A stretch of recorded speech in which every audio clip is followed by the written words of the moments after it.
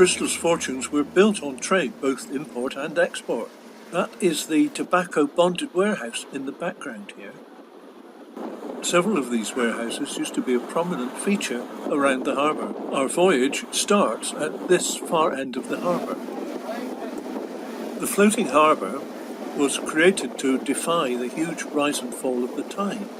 The SS Great Britain was built here to carry passengers from London to New York.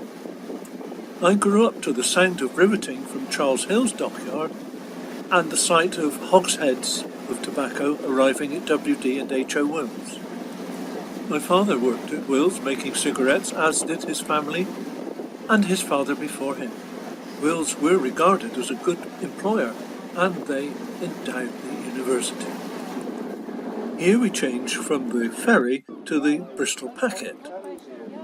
We're just round the corner from the SS Great Britain, originally tentatively called City of New York. Shows the ambitions of Brunel and the city. Well, there goes the university. And here comes the ship that discovered America, the Mayflower. Well, a replica, and you can go on it. Here seen passing the iconic Cabot Tower up on Brandon Hill. Another one over on the Canadian side. Our ship is about to turn up. It's a converted canal narrowboat called Redshank.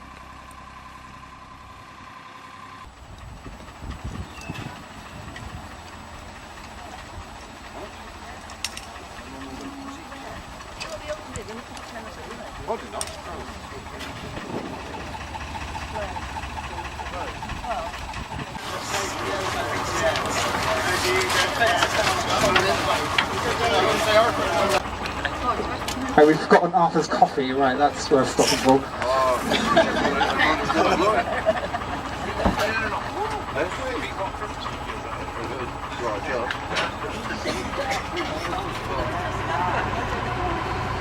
But I think what makes it so successful is the fact it is still a working port. We get loads of marine traffic. Prince Street Bridge ahead, recently repaired. The dwellings on Redcliffe Parade were merchants' houses. They could look down on their imports arriving and their exports leaving. Nowadays it's the parking warden they look out on, or the wildlife, but it used to be the railway full of clanking engines.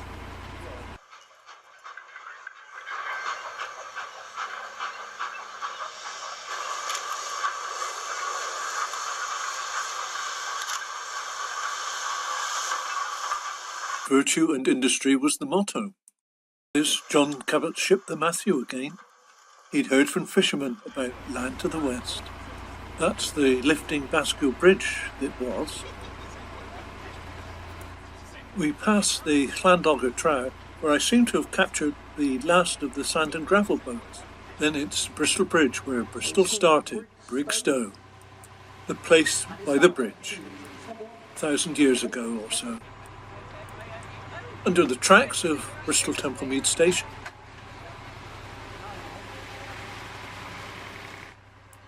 Leaving what was the River Avon for a moment, it's up the feeder canal.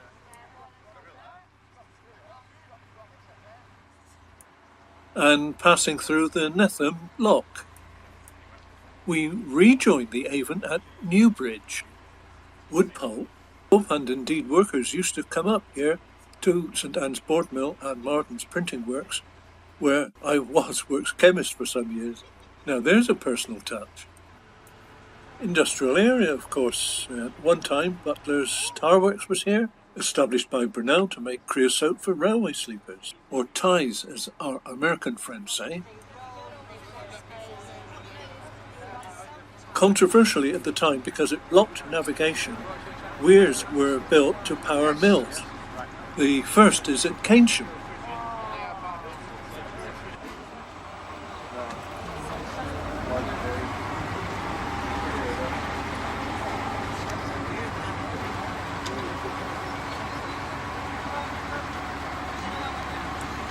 So where there's a weir, there's usually a lock.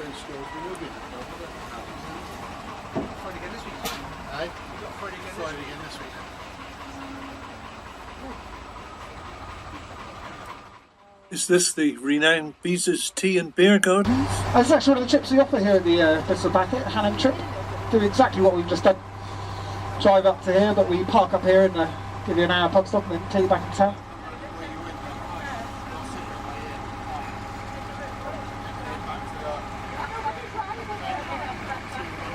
You have to be really quick to catch the wildlife.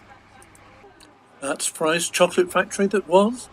Now Chocolate Quarter Retirement Village and Charterhouse Care Home.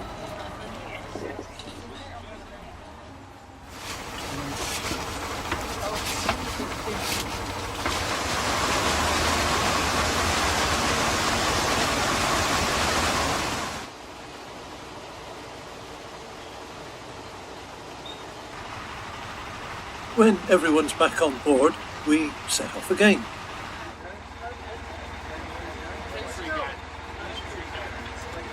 They're obviously waiting to lock through. No, before that. Nice little marina. Well, you don't even need a boat these days. Well done.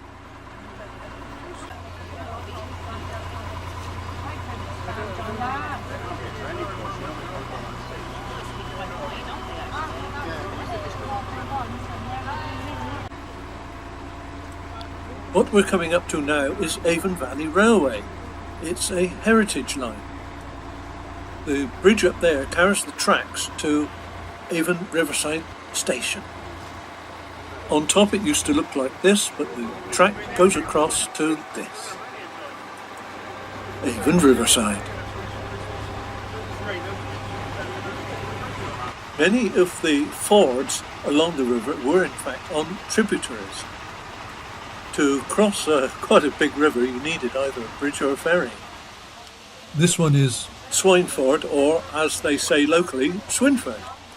And here's the lock that allows us to pass.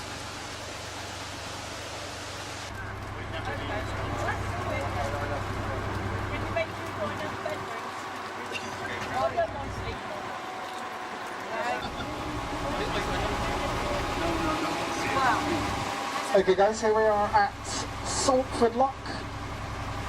And of course, Jolly Sailor, the pub stop. So we made really good time on the way up. We can give you about an hour and 20 minutes here. That's Kelston Brass Mill over there, powered by the Avon.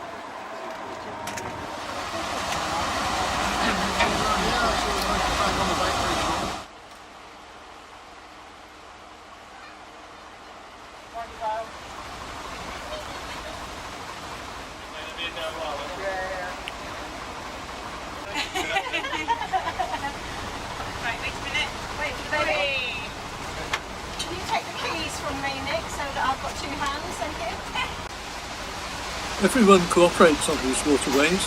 There goes the boat that they've just helped to turn.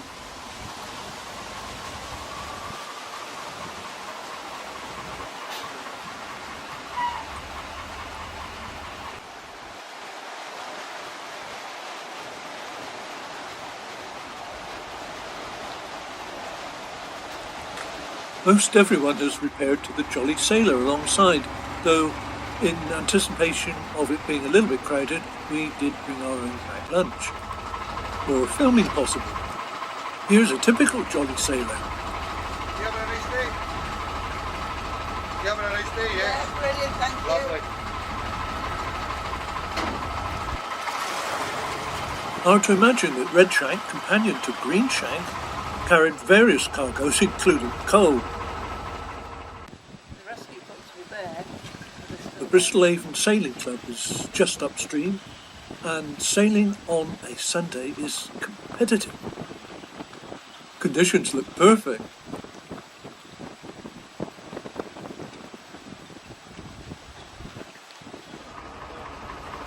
Ah, lunch over.